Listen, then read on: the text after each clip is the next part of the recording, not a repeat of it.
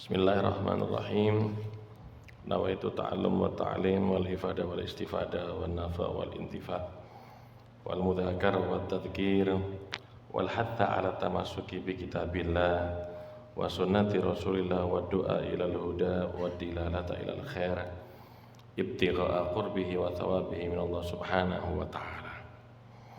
Qala al-imam al-habib Zain bin Ibrahim bin Smith fi kitabih ila qawlih wa fi syarhil ainiyah anna Syekh Ahmad bin Muhammad al-Habsyi sahib asy-Syi'ib radhiyallahu anhu kana yaqul thalathu ni'amin ukhtussa bihal mutaakhirun wa hiya syarhu likam libni Abbad wa qasaidul faqih Umar ba Makhrama wal Ghahwa al-Bunniyah.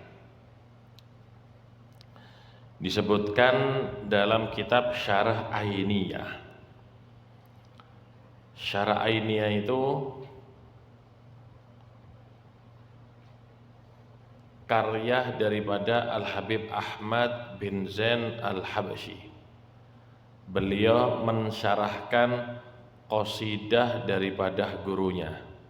Dinamakan Ainiyah karena syair tersebut diakhiri dengan huruf ain. Diakhiri dengan huruf ain. Ulama-ulama Hadramut banyak daripada kitab-kitab mereka itu berupa syair. Banyak kitab-kitab mereka fikih ataupun yang lainnya berupa syair. Nah, ini qasidah ainiyah karya daripada Al-Habib Abdullah Al-Haddad. Dalam syair tersebut Al-Habib Abdullah Al-Haddad mengumpulkan biografi atau manaqib para ulama.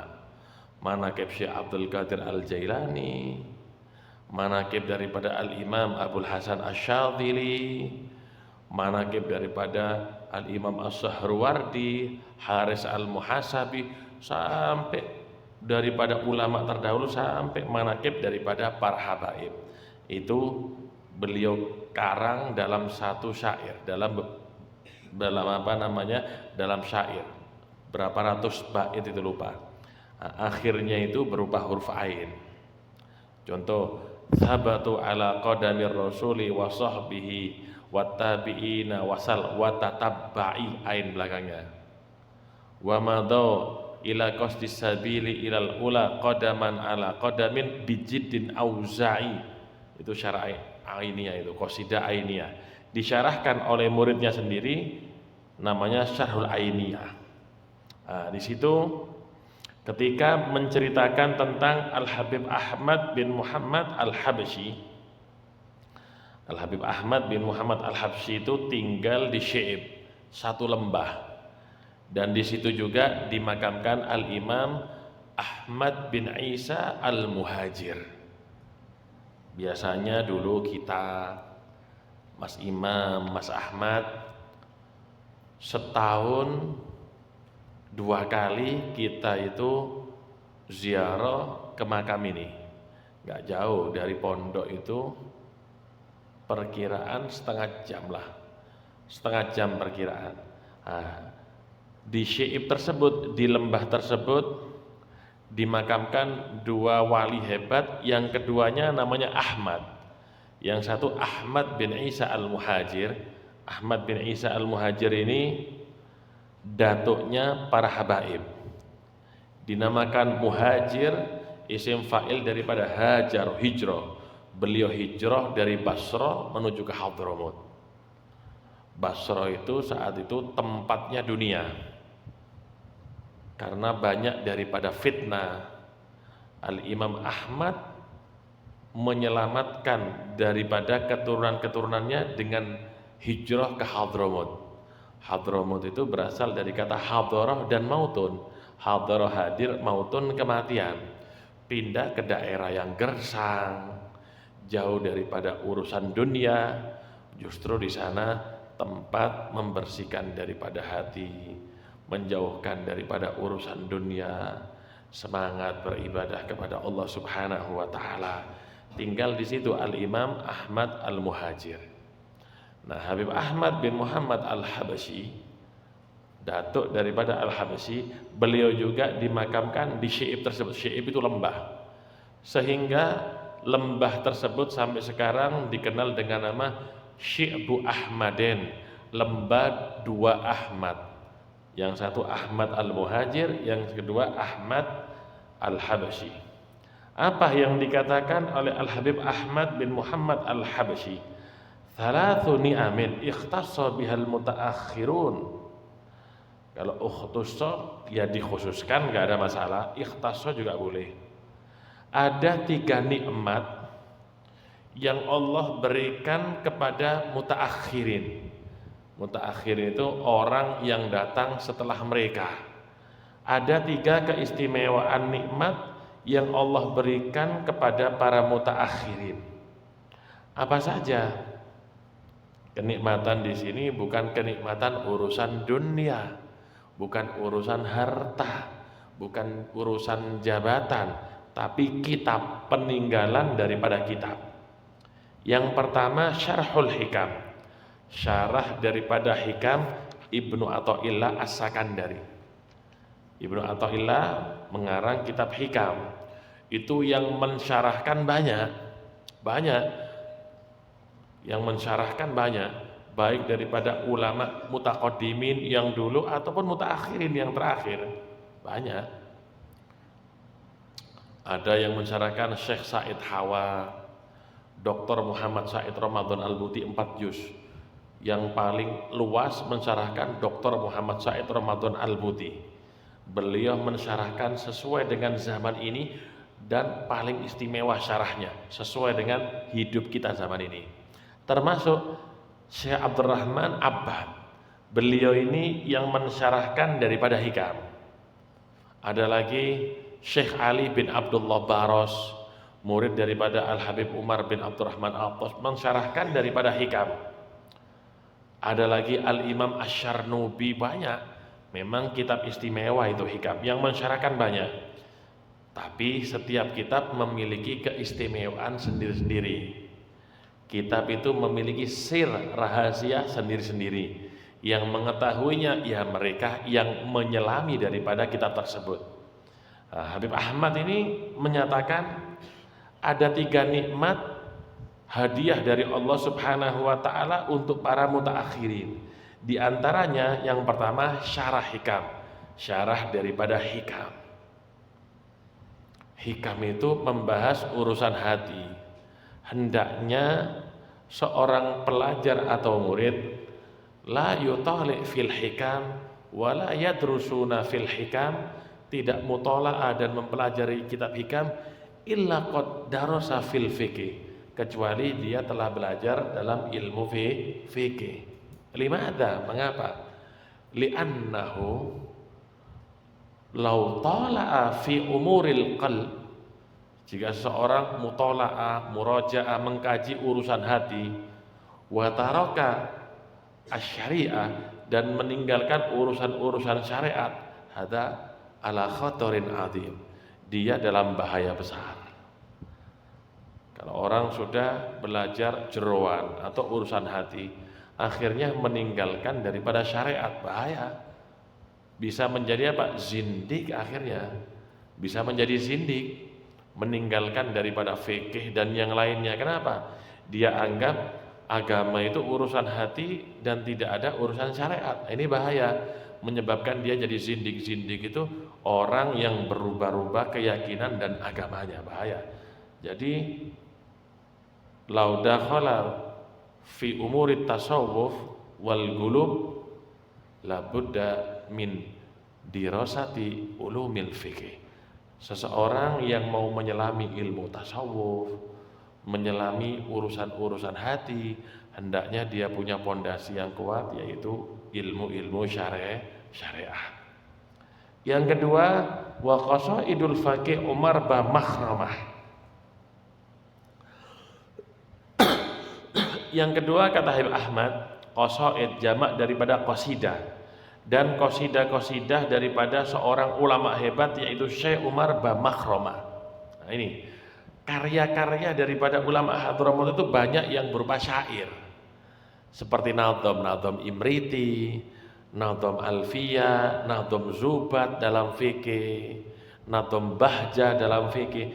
Jadi banyak yang berupa nadham. Tapi isinya ya seperti kitab, isinya adalah adab, isinya adalah tasawuf, urusan hati. Dan kebanyakan kitab-kitab yang dikarang oleh ulama-ulama Hadramut aktsaruha fi umuril adab wal akhlak wal tasawuf. Kebanyakan yang dikarang oleh ulama Hadramut itu ilmu-ilmu yang berhubungan dengan adab, ilmu-ilmu yang berhubungan dengan akhlak. Ya ini dikarang berupa qasidah. Karena akhlak itu penting. Ilmu tanpa akhlak tidak bernilai. Enggak bernilai ilmu kalau tidak dicari akhlak. Seorang pelajar dia menghafal Alfiyah, hafizul minhaj, menghafal minhaj, walakin tarokal adab, tapi dia meninggalkan daripada adab. Laki mata indallah wa indar rasul, maka dia tidak punya nilai di hadapan Allah dan di hadapan daripada Nabi Muhammad SAW. Kenapa? Karena adab ini juga peninggalan Nabi Muhammad SAW. Nabi dipuji oleh Allah bukan cuma karena ilmunya dalam Al-Quran, tapi karena akhlak. Wa innaka la'ala khuluqin azim. Dan engkau wahai Muhammad di atas akhlak yang mulia. Akhlak itu menjadi mulia karena Nabi Muhammad, bukan Nabi Muhammad menjadi mulia karena akhlaknya, bukan. Akhlak menjadi mulia karena Nabi Muhammad. Wa innaka la'ala. Wa innaka la'ala. Inna itu taukid, huruf taukid. La'ala la muzahlaqah. Ala artinya isti'la dalam nahwu. Engkau wahai Muhammad di atas akhlak yang mulia. Berarti akhlak menjadi mulia karena Nabi Muhammad sallallahu alaihi wasallam. Nah, karangan ulama Hadramut banyak urusan akhlak. Ada seseorang datang kepada Sayyidina Abu Bakar As-Siddiq. Seseorang itu bertanya, "Ya Aba Bakrin, sifli Rasulullah sallallahu alaihi wasallam." Wahai Abu Bakar, sifatkan kepadaku bagaimana itu Nabi Muhammad.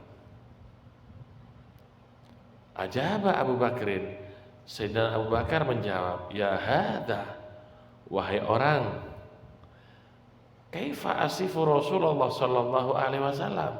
Bagaimana aku bisa mensifati Nabi Muhammad sallallahu alaihi wasallam? La aqdiru ala sifati. Aku tidak mampu untuk mensifati Nabi Muhammad," katanya. Akhirnya orang tadi datang kepada Sayyidina Umar bin Khattab. Sama, Sayyidina Umar tidak mampu mensifati Nabi Muhammad. Datang kepada Sayyidina Uthman. Sayyidina Abu Bakar nggak bisa, Sayyidina Umar nggak bisa, Sayyidina Uthman juga nggak bisa. Akhirnya datang ke pintunya ilmu. Siapa pintunya ilmu? Sayyidina Ali bin Abi Thalib karramallahu wajhah. Nah, itu gudangnya ilmu. Nabi Muhammad SAW sendiri yang mengatakan apa? Ana madinatul ilmi wa aliyun babuha. Aku kotanya ilmu sedangkan Ali pintunya. Ketika dia bertanya kepada Sayyidina Ali bin Abi Thalib, Sayyidina Ali punya ribuan jawaban. Ketika dia bertanya kepada Sayyidina Ali bagaimana Nabi Muhammad, Sayyidina Ali kembali bertanya, "Sebelum aku menjawab bagaimana Nabi Muhammad, aku ingin bertanya terlebih dahulu kepadamu, apakah engkau membolehkan?" Iya, katanya. Sifli mata ad-dunya, jelaskan kepadaku dan sifatkan kepadaku bagaimana ini dunia.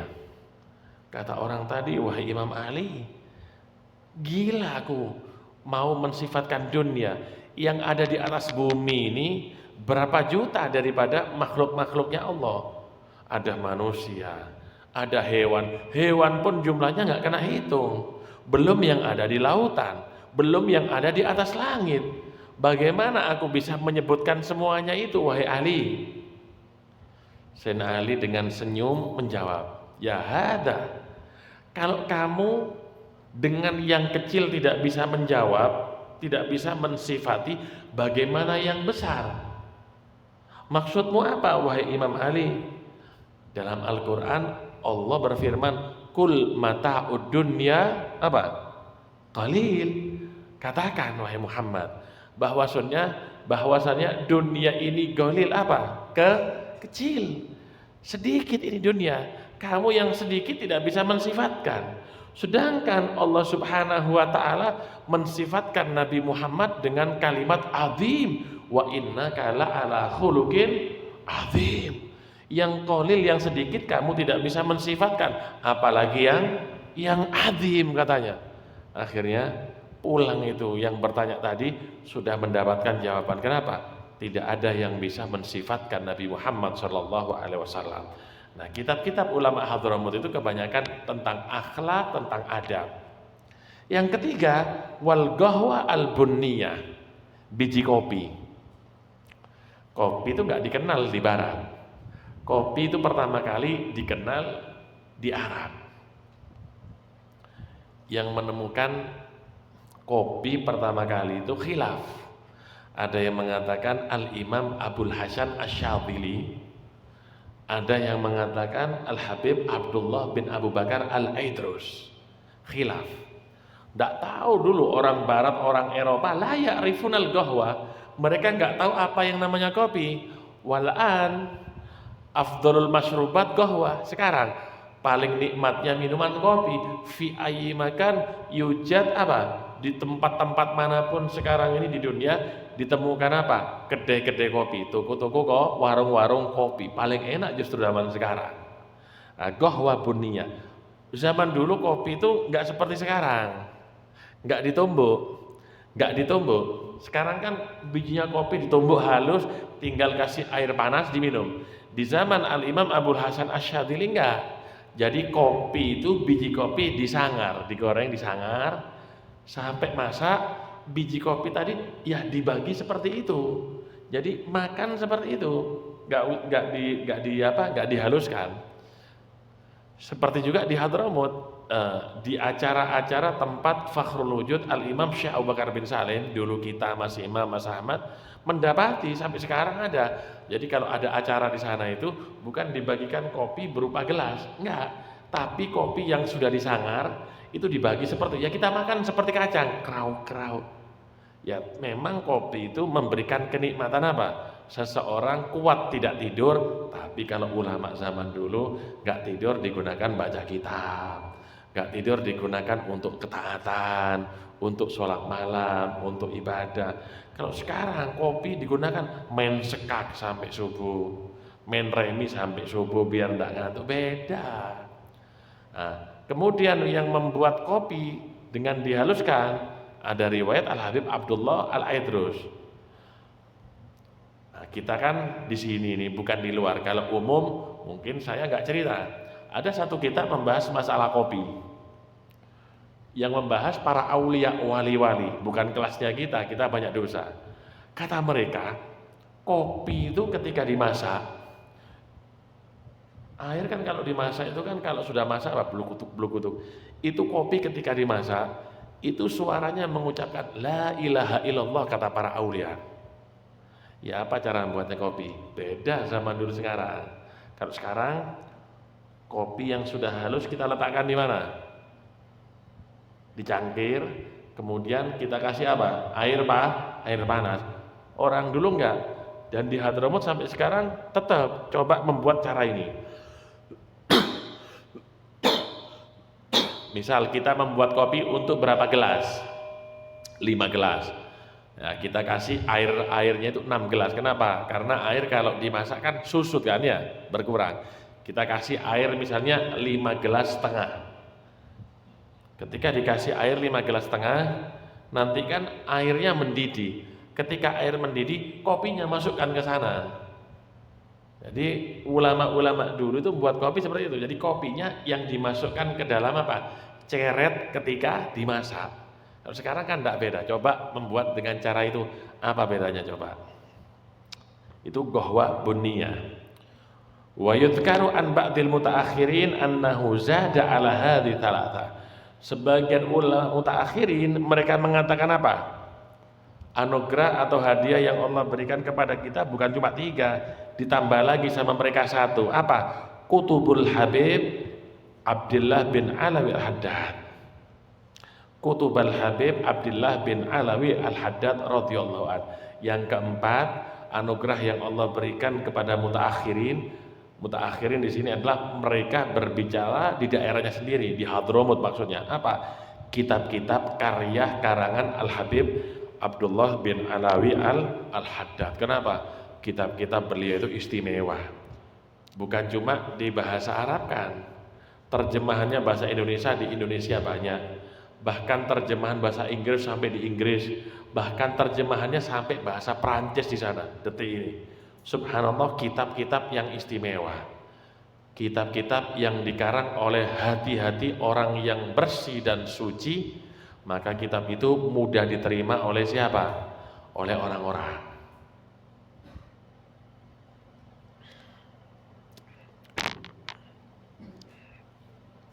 Wa kana al-Habib Idrus bin Umar al-Habasyi radhiyallahu an yarwi an Sayyidina al-Imam Abdullah al-Haddad annahu kana la yazalu thalathatun al-kutubi tuqra'u alaih kullama tamma kitabun minha amara bi i'adatil qira'ati fihi min awwalih wa hakadha wa hiya riyadhus shalihin wa maqalun nasihin wa syarhul hadiqah yakni alal urwatil wathiqah li Syekh Muhammad bin Umar Bahra. Tadi yang kita katakan Syekh Umar Bamakhroma ini wali besar. Sampai beliau itu mengarang satu qasidah atau syair nama-nama wali-wali yang hidup setelah zamannya dia. Jadi Syekh Umar ini menulis nama-nama wali yang akan hidup setelahnya dia. Ini nama-nama wali. Sudah ditulis nama-namanya oleh beliau.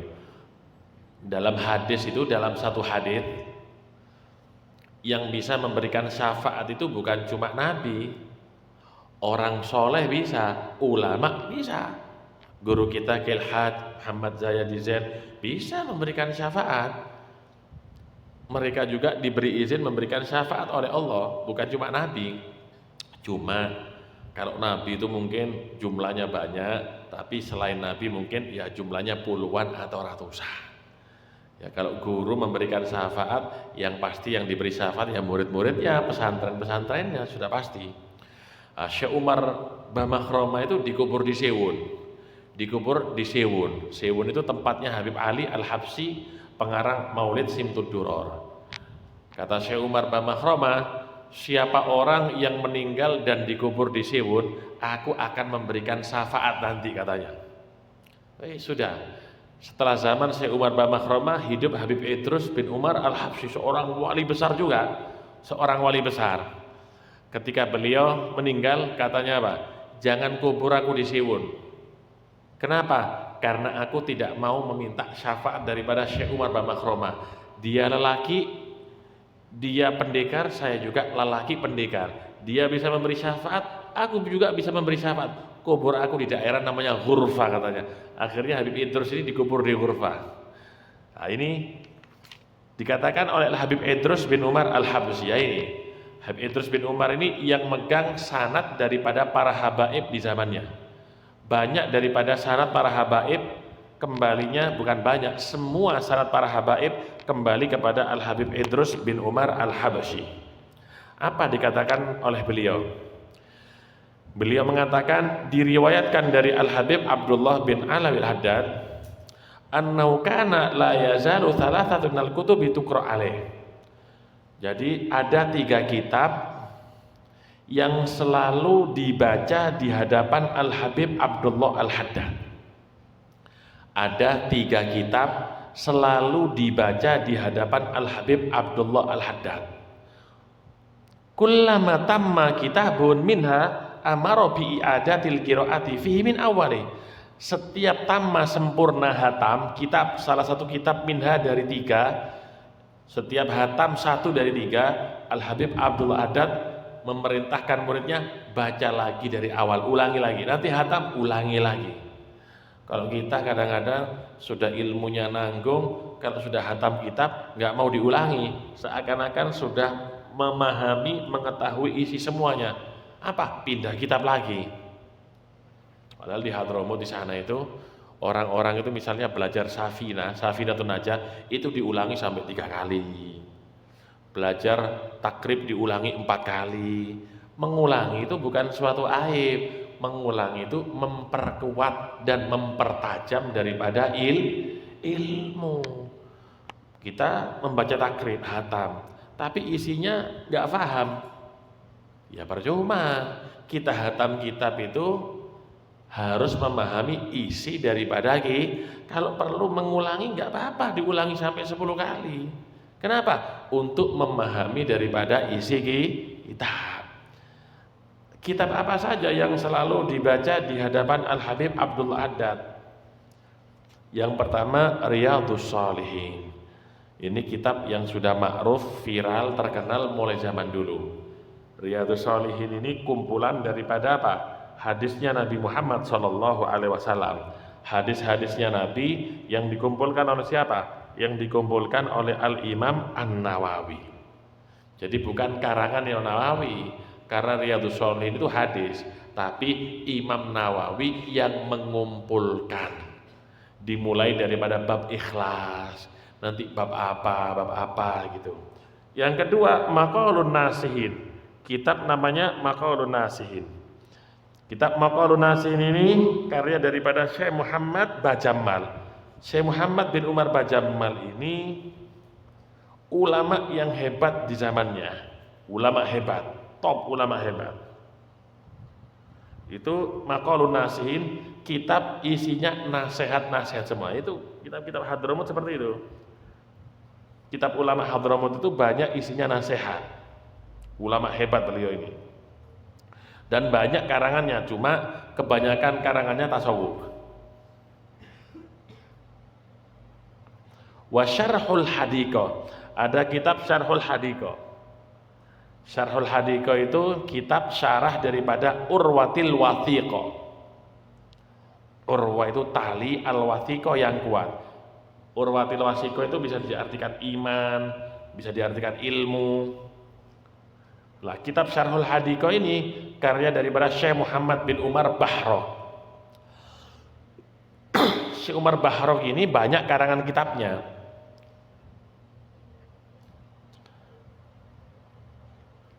Al-Hadiqah ini yaitu siro, kitab siro, sejarah Nabi Muhammad Shallallahu Alaihi Wasallam. Itu kitab sejarah, itu Syarhul Hadiqah. Dulu kita juga di Hadramut sama Mas Ahmad, Mas Imam, sore itu baca kitab ini sama Habib Umar biasanya. Nah, 3 kitab ini yang paling disenangi oleh Al-Habib Abdul Haddad. Setiap baca hatam diulangi lagi, baca hatam diulangi lagi.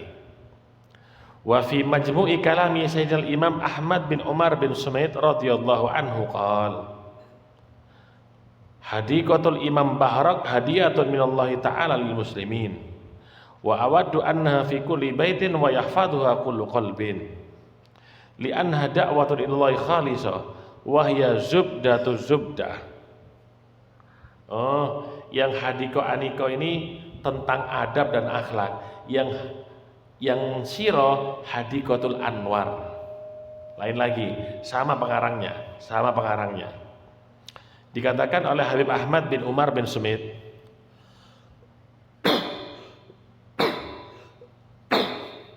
Al-Habib Ahmad bin Umar bin Sumit itu mujaddid kurun ke-13. Di dalam kitab Bughyatul Mustarsyidin, dalam kitab Bughya disebutkan di situ urutan daripada para mujaddid. Mujaddid itu setiap 100 tahun ada. Setiap 100 tahun itu ada mujaddid. Mujaddid itu orang yang menghidupkan kembali ilmu agama. Itu di tahun pertama Al-Sayyidina Umar bin Abdul Aziz. Kemudian setelahnya Al-Imam Syafi'i, Imam Ghazali kurun keempat, kurun kelima ada khilaf, sampai kurun keempat tidak ada khilaf, kurun keempat gak ada khilaf, setiap 100 tahun gak ada khilaf, baru kurun kelima, abad kelima ada khilaf. Kelima itu ada yang mengatakan Al-Imam Abu Bakar Al-Baqillani dengan imam yang lainnya. Yang keenam juga khilaf, ada yang mengatakan Al-Imam Bulqini, ada yang mengatakan Al-Imam Suyuti. Yang ke-11 khilaf, ada yang mengatakan Imam Romli, ada yang mengatakan Al-Imam Ibn Hajar. Yang ke-12 nggak ada khilaf, Al-Habib Abdullah bin Ala Al-Haddad. Yang ke-13 Al-Habib Ahmad bin Umar bin Smith ini. Nah, ada satu cerita, satu ulama dari Maghrib. Maghrib itu negara mana? Maroko. Maghrib itu Maroko. Ada seorang wali hebat. Suatu saat ziarah ke makam baginda Nabi Muhammad sallallahu alaihi wasallam. Ketika ziarah di makamnya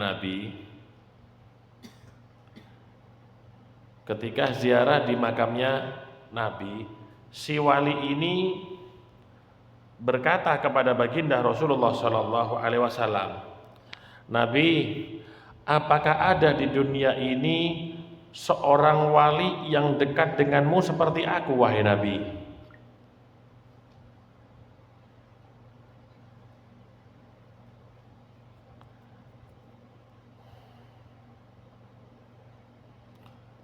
Jadi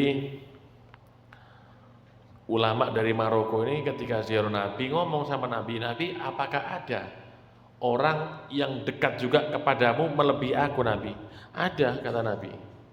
Terkejut ini wali. Kenapa? Iri, tapi iri yang baik. Kalau urusan dunia kan iri sampai bunuh-bunuhan, bertengkar. Enggak, ini iri baik. Kenapa? Berlomba-lomba mendekatkan diri kepada Nabi Muhammad sallallahu alaihi wasallam.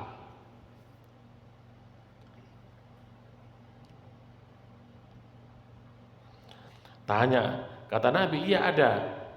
Orangnya ada di daerah Shibam. Namanya Ahmad bin Umar bin Smith." Kepingin tahu ini si wali, amalan apa yang menyebabkan dia ini dekat dengan baginda Nabi Muhammad sallallahu alaihi wasallam. Akhirnya pergi ke Hadramut, pergi ke kota Shibam. Shibam itu rumahnya tinggi-tinggi, padahal zaman itu belum ada semen di sana, tapi terbuat dari tanah liat, tanah lempung kata orang zaman sekarang. Tapi sampai sekarang rumah itu kuat, tidak roboh. Dia tanya-tanya sama orang-orang, mana itu Ahmad bin Umar bin Smith, apa pekerjaannya kok sampai Nabi itu cinta dengan dia.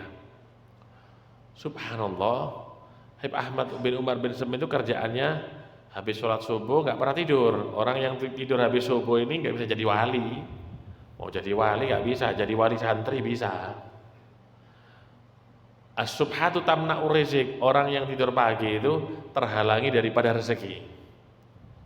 Wis gak tidur, baca wirid apa sampai terbit matahari, jam 8 keluar kemana? Ke terminal bis. Dulu tidak ada bis, terminal kuda, orang mau naik kuda atau naik keledai. Zaman dulu kan naik keledai kemana-mana. Jadi yang dilakukan oleh Habib Ahmad bin Umar tiap hari itu keluar dari rumahnya menuju ke terminal tadi. Untuk apa? Ngajari orang-orang yang mau musafir. Kan tiap hari, terminal itu kan tiap hari banyak orang. Jadi tiap hari didatangi orang-orang itu, diajari caranya wudhu, diajari caranya sholat, caranya menjamak sholat. Tiap hari itu pekerjaannya diulang-ulang sudah. Ngajari orang wudhu, ngajari orang sholat, ngajari orang jamak.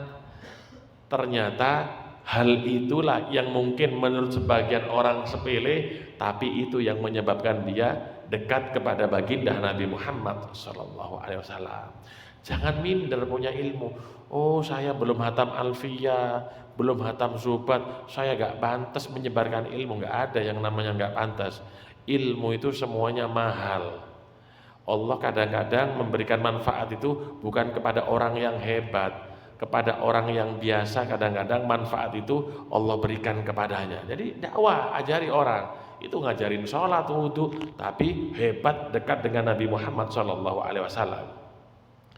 Dikatakan oleh Habib Ahmad bin Umar bin Smith, kitab Hadiqah Al-Aniqah ini adalah hadiah dari Allah untuk semua kaum muslimin. Dan aku berharap dan aku ingin setiap rumah ada kitab ini. Setiap rumah ada kitab ini, gak tebal kitabnya. Wa yahfaduha kullu qalbin, dan aku berharap setiap orang itu menghafal. Hadikatul Aniko itu syair. Makanya disyarahkan. Apa isinya kitab itu? Da'watun ilallah khalisah. Isinya mengajak orang-orang untuk kembali kepada Allah, ajakan yang ikhlas. Dan ini kitab Zubdatuz Zubda, inti daripada intisari lagi. Ada misalnya makanan, ada intisarinya, itu intinya inti sudah. Wa umdatun, pijakan daripada orang-orang yang belajar. Wa qala radhiyallahu an, berkata Habib Ahmad bin Umar bin Semit, nusikum bi arba'ati kutubin, aku berwasiat kepada kalian dengan 4 kitab. Beliau berwasiat kepada kita dengan 4 kitab. Ilzamuha, lazimi 4 kitab ini, jangan ditinggalkan. Hatam, ulangi lagi. Apa saja 4 kitab tersebut? Yang pertama, li Syekh Al-Imam Muhammad Bahrok, kitab Hadikatul Aniko, karangan daripada Syekh Imam Muhammad Bahrok. Yang kedua, wa kitab Maqalin Nasihin, kitab Maqalun Nasihin karya daripada Al-Imam Muhammad bin Umar Bajamal. Wa hadhanil kitabani la yazalani yuqra'ani fi majlisil Habibi Abdullah Al-Haddad. 2 kitab ini, Al-Hadiqah Al-Aniqah dan Maqalun Nasihin, terus dibaca di majelisnya Al-Habib Abdullah Al-Haddad. Enggak pernah kosong pengajian beliau dari 2 kitab ini. Idza tamma wahidun minhuma sira fithani, seandainya hatam membaca Hadikatul Aniko, maka pindah kepada athani, yaitu kitab Maqalun Nasihin. Ketika Maqalun Nasihin itu hatam, pindah lagi kepada Hadikatul Aniko, terus begitu. Wa kitab Ad-Durrut Tsamin lil Habib Abdul Qadir bin Syekh Al-Aidrus alladzi wasafahu Al-Habib Abdullah Al-Haddad biqaulihi fil Ainiyah Abdul Qadir Al-Mutadhalli. Dan yang ketiga, kitab namanya Ad-Durrut Tsamin, permata Ats-Tsamin yang berharga. Karangan siapa? Al-Habib Abdul Qadir bin Syekh Al-Aidrus, yang mana disebutkan oleh Al-Habib Abdullah Al-Haddad dalam syairnya, syair ainiyahnya apa? Abdul Qadir Al-Mutadhalli. Ain di belakangnya ain, ainiyah ain. Abdul Qadir Mutadhalli. Mutadhalli itu kalau orang minum itu apa ya? Glek glek glek glek glek glek gitu. Orang kehausan, panas, kalau minum sampai suaranya glek glek glek. Mutadhalli. Nah, beliau dijuluki Mutadhalli dalam ilmu. Haus dalam ilmu.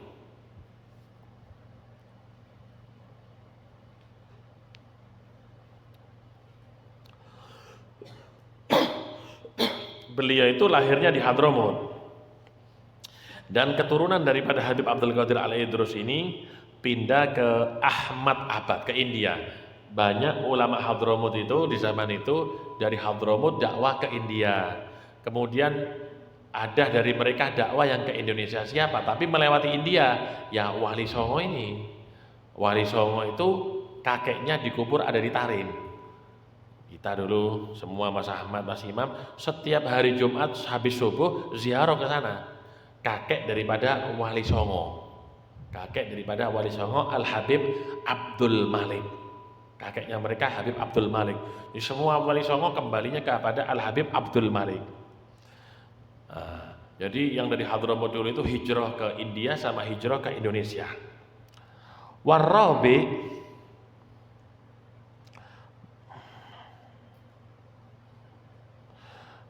dan Habib Abdul Qadir Al-Aidrus ini dikatakan oleh Al-Habib Abdullah Al-Haddad habaib yang punya paling banyak karangan. Habaib yang paling banyak punya karangan, Habib Abdul Qadir Al-Aidrus ini. Beliau juga punya kitab karangan An-Nur Safir, cahaya yang atau cahaya yang berkilau, menceritakan tentang manakib daripada ulama-ulama kurun ke-10. Dan juga beliau punya kitab Ta'riful Ahya bi Fadhailil Ihya, mengenalkan kepada orang yang hidup dengan fadilah kitab Ihya Ulumuddin. Banyak karangan beliau banyak. Warabi, kitab yang keempat yang jangan ditinggalkan, Ithafun Nabil. Ithafun Nabil ini karya daripada Al-Habib Thohir bin Husin bin Thohir, kakak daripada pengarang Sulam Taufik.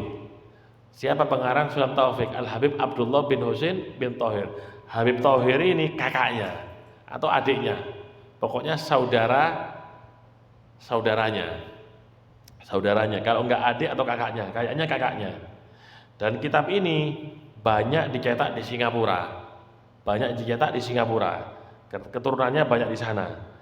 Kitab Ithafun Nabil ini kitab yang menjelaskan hadis Jibril, hadis yang apa? Yang terkenal itu hadis Jibril, tentang malaikat Jibril datang kepada Nabi Muhammad Shallallahu Alaihi Wasallam. Nah, 4 kitab ini disarankan untuk dibaca. Nah, kita ini sebagai santri, sebagai pelajar, kalau mau baca kitab itu jangan asal ada kitab kita baca, enggak. Tapi tanya kepada kiai, tanya kepada guru di pondok, tanya kepada ustadz yang ada di pondok, kira-kira kemampuan saya yang seperti ini, ilmu nahwu dan fikihnya, kitab apa yang pantas saya baca. Jadi minta petunjuk, minta bimbingan. Nah, tadi itu yang kita baca, ulama memberikan petunjuk dan bimbingan kepada kita, nama-nama kitab yang layak dan baik untuk dibaca. Insya Allah kalau kita mengikuti petunjuk dan bimbingan daripada ulama, kita tidak akan tersesat. Kita akan sampai di mana mereka sampai kepada Allah Subhanahu wa ta'ala. Mudah-mudahan Allah memberikan manfaat dengan ilmu yang kita pelajari. Allah jadikan kita pelajar thalibul ilm yang semangat, yang cerdas, yang pintar, yang berakhlak, beradab, menjauhi daripada segala macam kemaksiatan zahir dan batin. Dan khususnya mudah-mudahan guru-guru kita, anak daripada Kiai Haji Muhammad Zayadi Zain, diberi panjang umur dalam keadaan sehat walafiat oleh Allah Subhanahu wa ta'ala. Amin Allahumma amin. Bisiril Fatihah.